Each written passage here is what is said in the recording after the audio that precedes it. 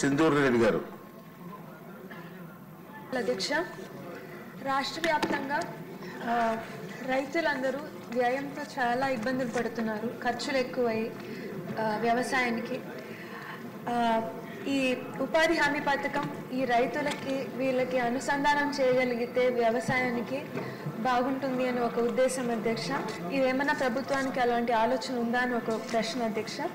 అలాగే సత్యసాయి జిల్లాలో 10 మండలాలు, ఇంకా అనంతపురం జిల్లాలో 7 మండలాలు బాగా వెనుకబడిన మండలాలుగా గుర్తించారు అధ్యక్ష. అలాగే రాష్ట్ర వ్యాప్తంగా 54 మండలాలని వెనుకబడిన మండలాలుగా గుర్తించారు అధ్యక్ష. ఈ మండలాల్లో ఈ 100 రోజులు వర్కింగ్ డేస్ కాకోకుండా వీళ్ళకేమన్నా 150 రోజులు ఇవ్వగలిగితే బాగుంటుంది అని ఒక ఉద్దేశం అధ్యక్ష. అదేమన్నా వీలు పడుతుందేమో అని మంత్రివర్యుని కోరుతున్నాను అధ్యక్ష. అలాగే ఉపాధి హామీ పథకంలో పనిచేసే వర్కర్స్కి మౌలిక సదుపాయాలు కల్పించాలని, ఏదైనా మజ్జిగ కానీ నీరు కానీ లేదంటే అక్కడ వాళ్ళు తీసుకెళ్లే వాళ్ళ చిన్న పిల్లలకి ఏదైనా ఆయా అలాంటివి ఏమన్నా వీళ్ళకి ప్రొవిజన్స్ పెట్టగలుగుతారా అని ఒకటి అధ్యక్ష. ధన్యవాదాలు.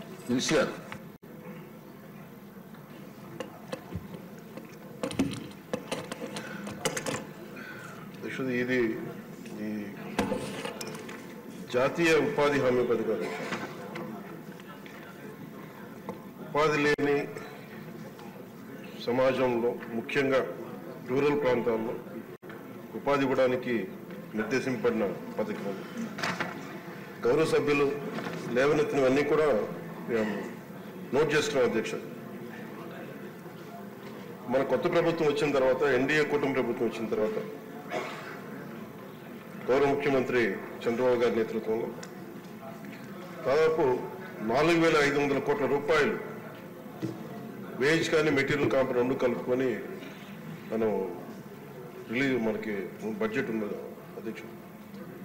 7 crore మ్యాండేస్, 30,000 ఫండ్లు.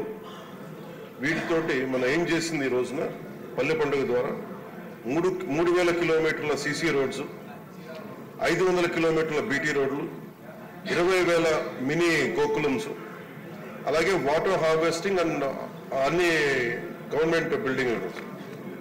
ఇది సంక్రాంతి లోపు ఇవన్నీ చేయాలి అనేది ఒక బలమైన ఉద్దేశంతో ముందుకెళ్తున్నాం అధ్యక్ష. ప్రతి చోట ప్రతి పంచాయతీలో కూడా సిటిజన్ ఇన్ఫర్మేషన్ బోర్డ్ కంపల్సరీ చేశాం. అలాగే వర్క్ సైట్ బోర్డ్స్ కూడా అన్ని వర్క్ సైట్స్లో చేశాం అధ్యక్ష. ఇప్పుడు గౌరవ సభ్యులందరూ కూడా ఒక్కొక్కరిగా చెప్పి చూస్తే, ముఖ్యంగా మన ఇప్పుడు అనంతపురం నుంచి గౌరవ సభ్యులు చేసింది మౌలిక సదుపాయాలను కల్పిస్తామా అక్కడ పనిచేసే ఉపాధి హామీ కూలీల కంటే, ఖచ్చితంగా అది ఈ యాక్ట్లో ఉంది అధ్యక్ష. అది గత ప్రభుత్వం అన్ని వ్యవస్థల్ని అస్తవ్యస్తంగా చేసినట్టుగా ఇందాక పత్తిపాటి పుల్లారావు గారు కూడా చెప్పింది. దాదాపు కొన్ని 13,000 కోట్లు దారి మళ్లించారు. చాలా అసలు పని లేకుండా చాలా మందికి పని కల్పించినట్టుగా కల్పించి చాలా అవకతవకలు జరిగినాయి అనేది చాలాసార్లు నేను రివ్యూ చేస్తామంటే బయటకు వచ్చిన అంశాలు అధ్యక్ష. అలాగే వీటిని ఆ దారి మళ్లించిన నిధులు ఏమైపోయినాయి వీటి మీద కూడా ఒక రివ్యూ చేస్తూ ఉన్నాం. కానీ చాలా కొంచెం లోతుగా వెళ్లాల్సిన అవసరం ఉంది. అలాగే మౌలిక సదుపాయాలు కల్పిస్తారన్న ప్రశ్నకి మరి ఖచ్చితంగా కల్పించే ఉంది. ఎందుకంటే ఇది మానవతా దృక్పథంతో చేయటమే కాదు, ఇది రూల్లో ఉంది. ఇది వాళ్ళకి కావాల్సిన మెడికల్ కేర్ కానీ, వాళ్ళకి కావాల్సిన కనీసం తాగునీటి మనం ముఖ్యంగా మజ్జిగ ఇలాంటివి వీటితో పాటు.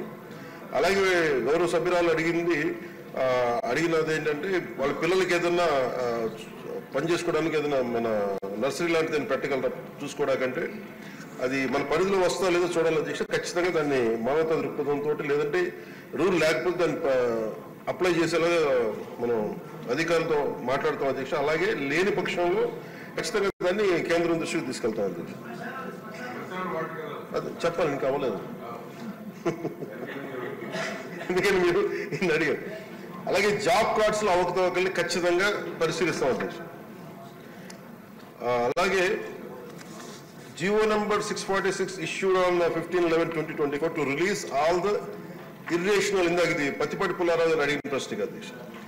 GO number 646 issued on 15/11/2024 to release all the irrationally deducted payments amounting to 331 crores by the previous government. అలాగే ముందుగా మొదటి సభ్యులు అడిగింది ఏంటంటే నరేగానే ఇది మొత్తానికి అప్లై చేస్తారా ఇది అని అనుకుంటే MNREGA basic it's demand based work అధ్యక్ష. ఇది 100 రోజులు ఎవరికైతే పని కావాలో, కాకపోతే ఇది ఏంటంటే స్కిల్ బేస్డ్ కాదు, ఇది పూర్తిగా ఇది labour based. It is not mandatory but demand driven. So ఎవరైతే 100 రోజులు మాకు పని కావాలి అని వాళ్ళకి హక్కు అయితే అది 15 రోజులు ఇవ్వలేకపోతే వాళ్ళకి మన కాంపెన్సేషన్ కూడా పే చేయాలి. అలాగే ఇంకొక ప్రశ్నకు అధ్యక్షుడు సపోర్టింగ్, ఇప్పుడు మనకి వ్యవసాయ ఆధారిత పనులకు కూడా దీని అనుసంధానం చేస్తారా అంటే వీఆర్ సపోర్ట్ ఇది supporting agriculture and allied activities is a priority for NREGA. జాతీయ ఉపాధి హామీ పథకానికి ఖచ్చితంగా దీన్ని అనుసంధానం చేయాలనేది కూడా మా ఉద్దేశం. దాని ప్రకారం ముందుకు తీసుకెళ్తాం అధ్యక్షుడు. అలాగే గుర్రపు డెక్క ఇలాంటివన్నీ కూడా desilting of Pond's and canals ఇవన్నీ చేయగలమా లేదంటే ఇది as per MNREGA rules it can be done. అది ఖచ్చితంగా దాన్ని మీరు గౌరవ ఎమ్మెల్యేలు ఎవరైనా సరే, సభ్యులు ఎవరైనా సరే పంచాయతీ అధికారుల దృష్టికి తీసుకెళ్తే ఖచ్చితంగా దాన్ని ప్రయారిటైజ్ చేసి దాన్ని తీసుకెళ్తాం అధ్యక్షుడు. అలాగే డిస్ట్రిక్ట్ ఎలా యూనిట్ చేయాలి అంటే district as unit is decided by the government of India, not by the government of Andhra Pradesh. అలాగే ఇంకొక ప్రశ్న అయితే 1.49 lakh 5.85 lakh wage seekers working on work sites today. It will further increase in coming days. And gravel roads also can be taken as per the demand of the nation. ఇవన్నీ ఉన్నాయి అధ్యక్షుడు. ఇవన్నీ కాకుండా గతంలో మనం లోకేష్ గారు ఉన్నప్పుడు పత్తిపాటి పుల్లారావు గారు చెప్తే 22 శాఖలతో అనుసంధానం జరిగింది. ఈ ప్రభుత్వం వచ్చాక దీన్ని కొంచెం అవకతవక చాలా అస్తవ్యస్తంగా చేశారనేది. ఖచ్చితంగా more greater coordination needed with all the departments. We will completely look into it. Will look into the issues. కూర్చున్నారు ఏంటండి